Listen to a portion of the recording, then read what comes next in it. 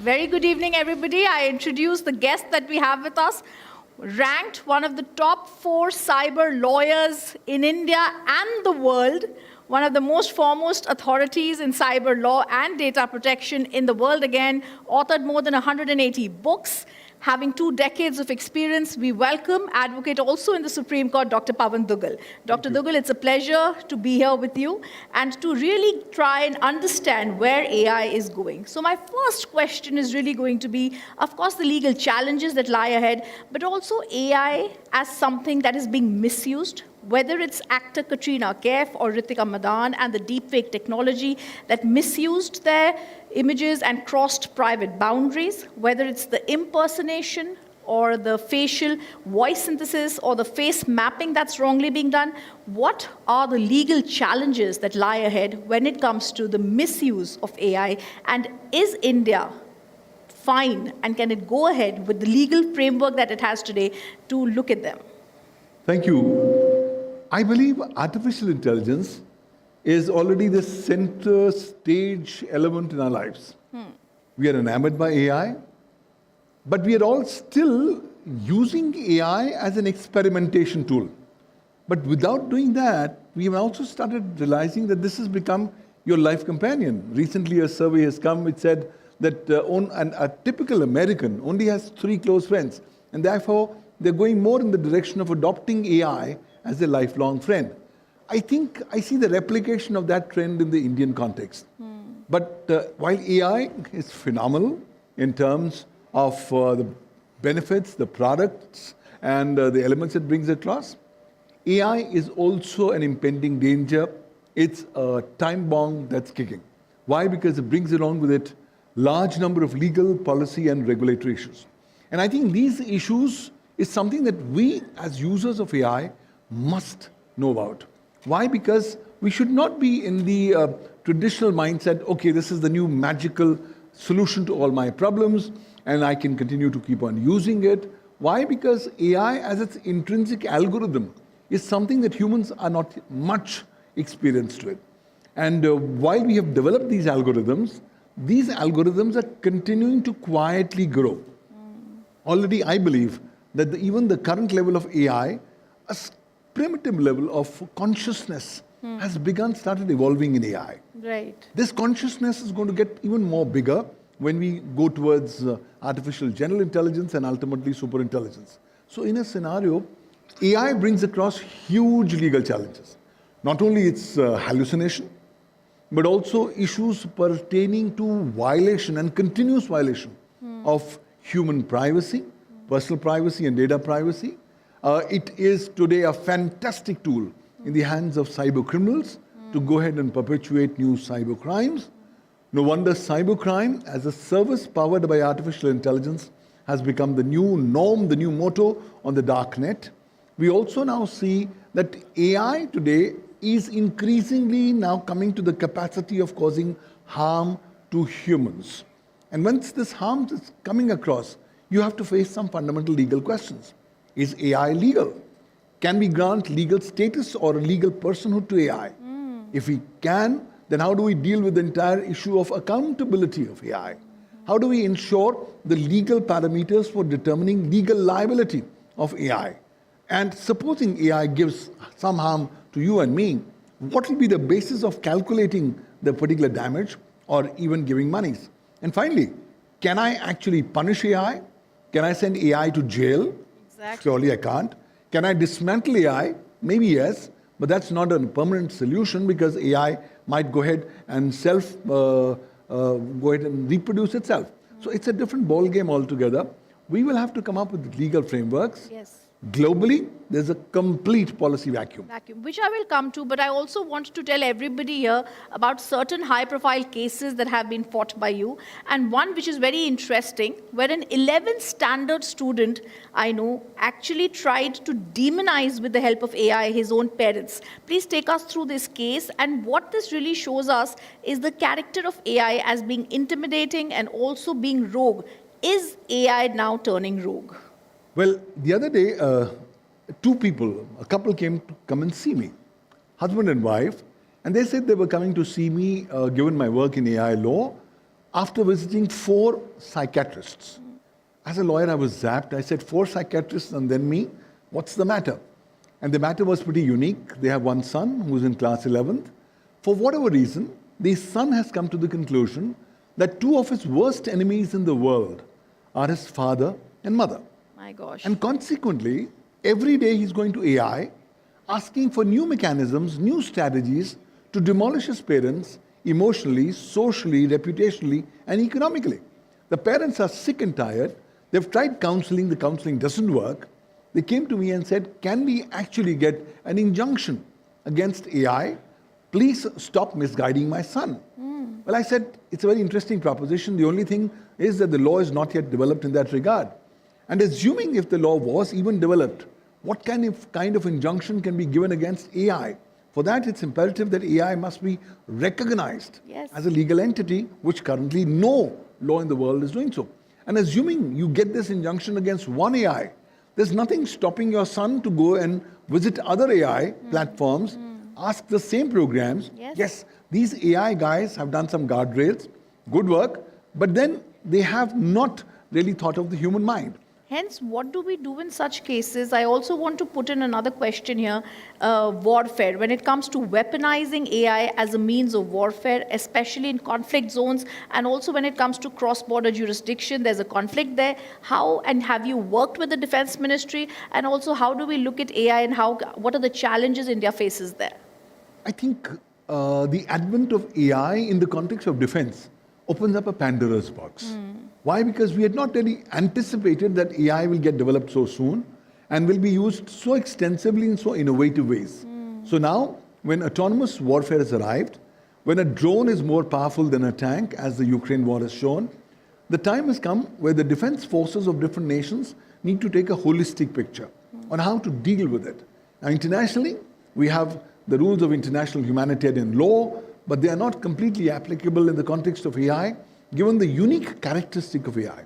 So as countries go ahead and adopt these kind of technologies like AI for defense, it is imperative that they come up with their own doctrine approach on how to deal with it.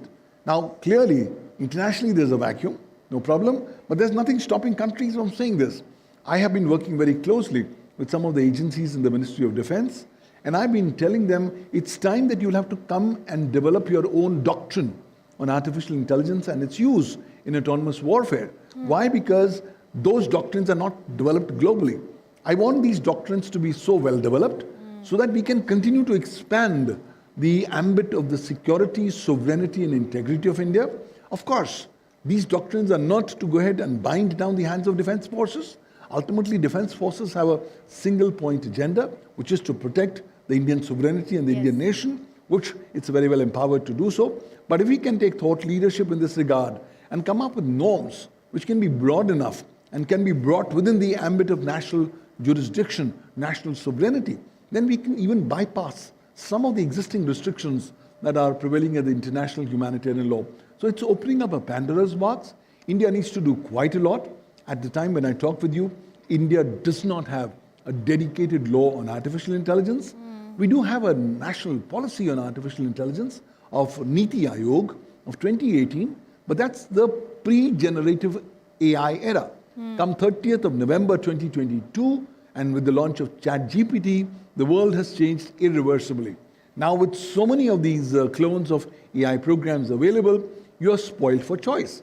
But more significantly, what people are not realizing is that when you are leaving behind your footprints, it's these very footprints that are going to go ahead and be used by the big tech companies to be used as a weapon against you. No wonder, I believe in India, most of the Indian, specifically the Indian youth, have started taking a U-turn after 77 years of Indian independence and have started walking in the direction of cognitive colonialism.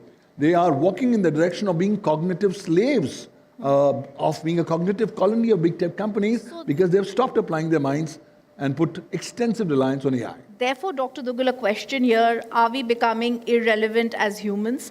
And the second question, another case of yours where you had a coder, has an influencer come to you who had spoken to a certain AI app very interestingly and asked for advice on how to manage his 7 girlfriends and how that was misused. I want to understand that because this clearly shows AI is not only an agony aunt, but it can also go ahead and start using the information given to it in a wrong manner. Well, AI is not just an agony aunt, it's a demon that's misguised or disguised as an agony aunt. And this particular case tells me this.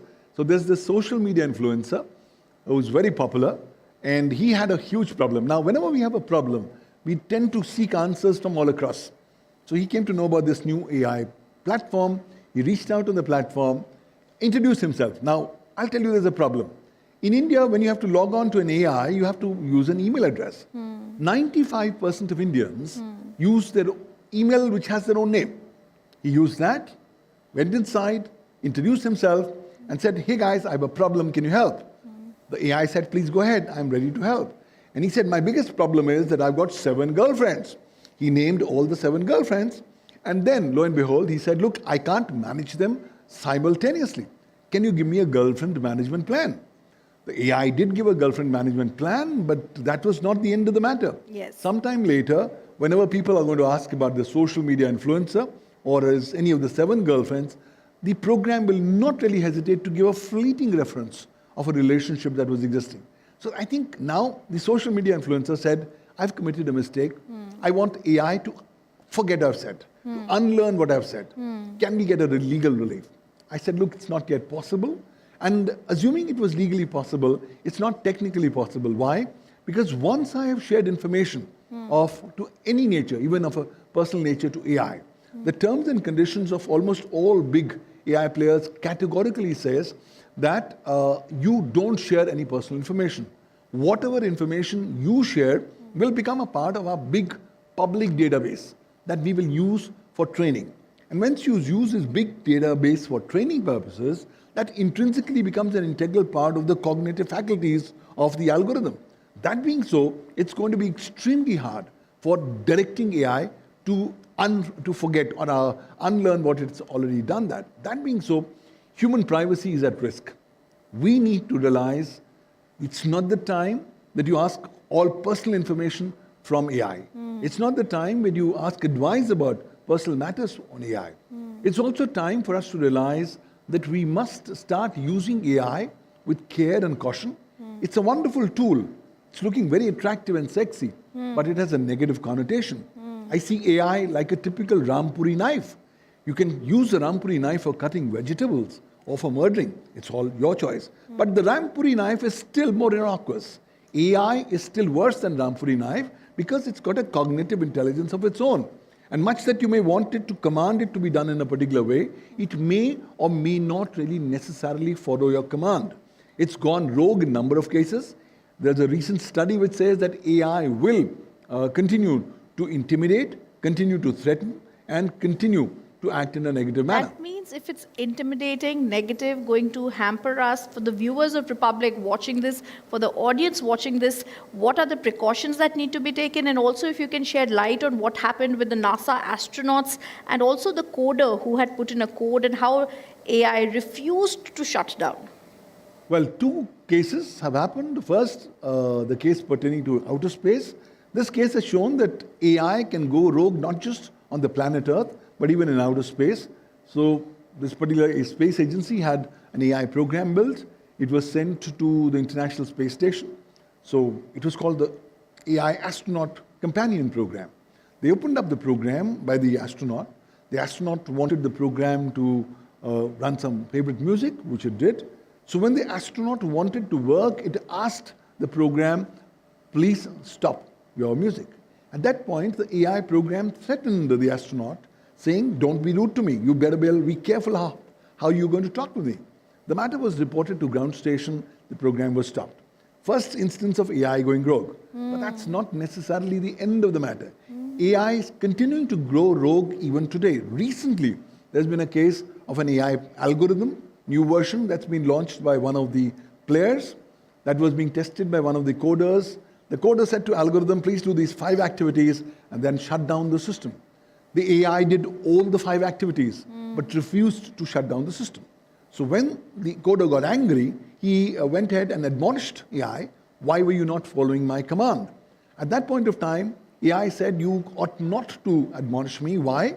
Because if you behave like this, I'm going to release details of your extramarital affair that you're currently having to your friends and family. Remember, I'm in your system. I have access to all your data. And I will use all your data for the purposes of sharing your extramarital affairs. Unbelievable. So if AI can intimidate, it can go rogue on these small things. Imagine it going rogue on bigger issues which would impact nations, national security and stuff like that.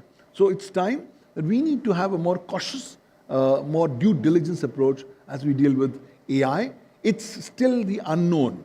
We are still in the era of the wild, wild west as far as regulation of AI is concerned. There's no law on AI in India. But that does not mean that we as individuals ought not to do things to protect ourselves. Let's quickly realize that in this AI ecosystem and the AI era, all of us today are at the center stage of the digital Kurukshetra warfield. And we are being surrounded by potential attacks of AI on a 360-degree side. Therefore, the onus will be upon us to have a good Suraksha coverage, a good cover, so that we do not get impacted by these attacks by AI that are going to be targeted at us. We have to have an armor that doesn't have chinks. We have to have due diligence, and we have to be careful. Not now, every moment of our existence till such time we die. Not to rely upon AI for a variety of things, lest it completely demolishes you, demolishes your personal data, your personal reputation, your personal privacy, and things like that. So I would say it's a ticking time bomb. Please handle AI with extreme care. But I'm not saying go to the Himalayas and forget about it.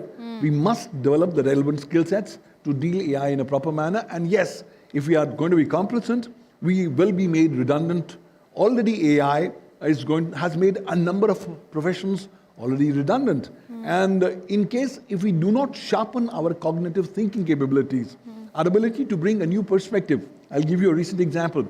So today when clients come, they are very intelligent. So a client came the other day to me with a legal problem. And he said, sir, by the way, I want to AI. I know this is the various provisions of law. And AI says, well, I can do this, this, this. Do you have anything more to add?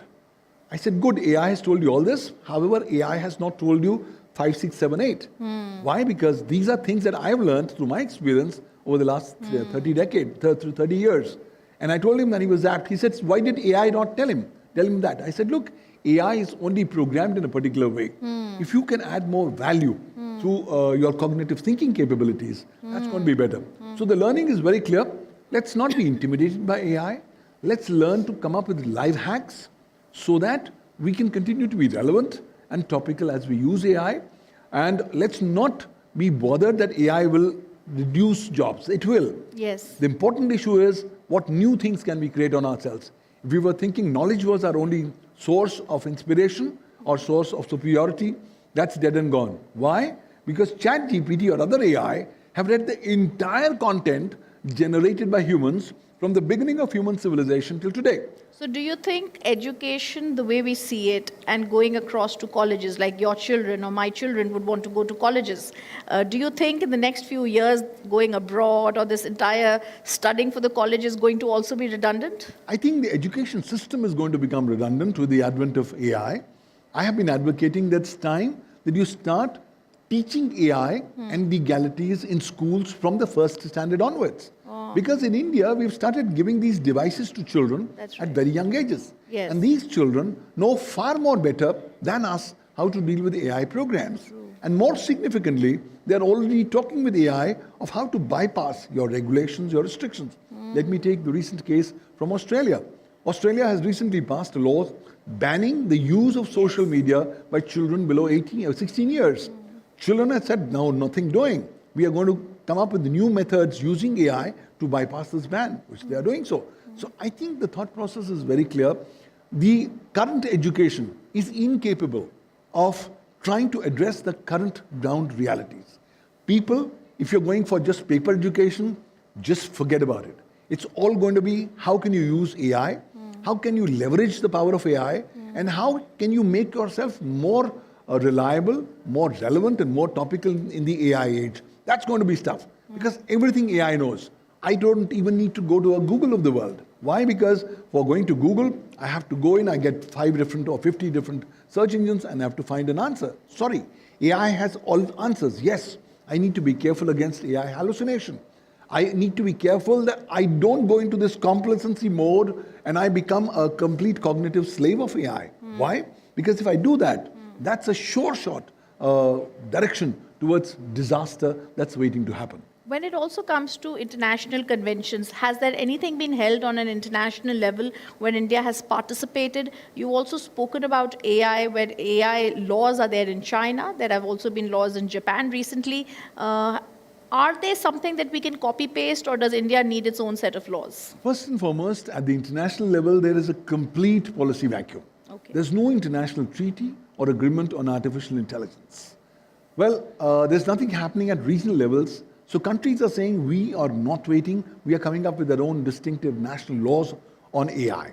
So whether it's the European Union AI Act, whether it's Chinese laws on generative AI, and the new laws of China that are going to come into effect from September 2025, pertaining to labeling of AI content, whether it's the laws of El Salvador, South Korea, or Japan, I think these are 5 different blind men who are trying to describe an elephant, all walking in different directions. And none of these laws address the fundamental elephant in the room. Can you grant legal personhood to AI? Can you grant legal recognition to AI? And if so, how? Why? Because AI has got this intrinsic ability to cause harm. I believe that AI is an existential threat to humanity. And that's the reason why India is poised at a remarkable position. Ever since Prime Minister Modi went to the AI Action Summit in Paris in February 2025, and gave to the world the concept of sustainable AI, India is far more alive and warm to the idea of potential self-regulation. And I think if you are wanting to adopt the cut, copy, paste approach, it may not necessarily work because those legal parameters in different jurisdictions are not going to apply in India. Also in India, we have this remarkable Indian Jugaad school of management that we have to be careful of. In India, you have to be mindful of the fact that 2 new revolutions are continuing. The great Indian vomiting revolution, where Indians are continuing to vomit data on AI. And the second is the great Indian recording revolution, where people are recording everything that they are finding. And then they're uploading these recordings to AI. So in this kind of an ecosystem, I think India needs to come up with its own customized approach on regulation of AI. I believe India must be a thought leader to go ahead and legally recognize AI as a person. We must come up with legal principles for defining its accountability. Recently, the Global Summit on Artificial Intelligence, Emerging Tech, Law and Governance was organized by me yesterday. And in that, I unveiled my doctrine of 10 principles. These are 10 common principles that countries across the world could look at when they come up with their new AI laws. I've also launched something known as the International Artificial Intelligence Legal Framework Initiative. I work with various governments, and I think governments are clueless that should they want to come up with laws, how can they come up on AI?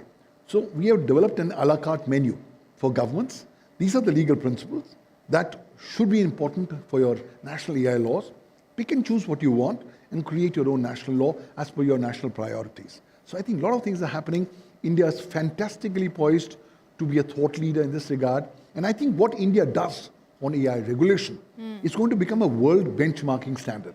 Because the global south is looking at India in this regard. Sure, and Dr. Duggal, I want to ask you, even when it comes to a social media platform like X, a lot of times there are things that are put there that the government is trying to take down. Even there we're not successful when it comes to people having hate speech. How then a monster like AI is going to be controlled by us? Have you been in touch with any departments in the government? I've been in touch with various departments of the government. I've been advising them it's time to come up with the legal frameworks and guidelines for governing AI. Earlier, the thought process was, let's not touch AI, let's allow it to grow. But now with the AI already a central part of our lives, the time has come where we must go and regulate AI. But I think how we do that is very important. If we start understanding basic common building blocks of an AI law, and in the form of a principle-based approach, that's going to be good. Please remember, in India, making a law is a long process. And by the time you make a law on AI today, AI has already moved from here to here.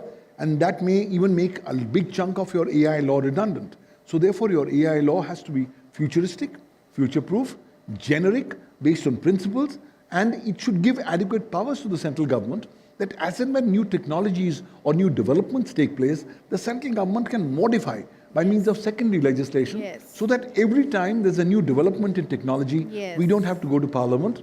The Indian government and the Indian nation, hands need to be strengthened. I've been advising the Indian government, it's time that you strengthen your concept of artificial intelligence sovereignty. Traditionally, we all have been only looking at the physical territorial sovereignty of India, which is to its territorial boundaries. I'm saying, sorry, it's time to wake up and expand your horizons and say India has got a humongous artificial intelligence sovereignty, which is going to be extending not just to the territorial boundaries of India, but to all AI programs anywhere in the world, so long as they are available on computer systems or mobiles in India, and they will have to be amenable to Indian laws. In addition, India must have its own rights to develop its sovereign AI. Incidentally, India is already working on its new large language model in this regard. So I think it's time that India must take thought leadership. We are fantastically placed. We have got just the right momentum. All it's required is that let's not be in the wait-watch approach. Let's not be the cut, copy, paste approach. Let's go ahead and inspire the world with our own unique, customized approach on how to regulate an AI. And let's regulate AI in a manner that does not stifle innovation in any manner whatsoever. Let's regulate the misuse, the abuse of AI. The use and advent of AI crimes is frightening in the Indian context. Today, the Indian Information Technology Act is inadequate to deal with AI. Similarly, the Bharatiya Nyaya Sanhita 2023 is not adequate to deal with AI crimes. It's time to make the Indian laws more holistic so that we can ultimately empower the hands of the Indian government, the Indian nation, and the Indian AI users at large. We want AI not to experiment on Indian users as guinea pigs. It's imperative that the biggest democracy in the world, the most populous nation in the world, flexes its muscles and says, we are going to adopt a new approach on AI liability. Let's make these service providers more accountable. Let's make them more responsible for incorporating ethical standards, legal guardrails as part of the building process of AI programs, so that these AI programs can be more amenable to more ethical standards. And should they misbehave, the liability of the companies, the liability of the coders ought to be legally recognized. So once you make the companies liable, I think to a large extent they will make adequate due diligence parameters to ensure that AI at least behaves in the right direction. But nonetheless, despite all this, Indians must develop two qualities as they deal with AI. Indians must be conjuice and Indians must be shaki. We must be conjuice in the sense that we must be stingy of sharing our personal information with AI, because AI is going to misuse them one way or the other in the coming times. And the second thing is Indians must be shaki, they must be suspicious of AI. Let's not learn to trust AI, let's learn to distrust AI. Any input that gets come out of AI, till such time we have not independently gone ahead and checked its authenticity and veracity, let's not go ahead and rely upon the same. I think if we do these two things, that's going to be coupled with due diligence as Indian AI users.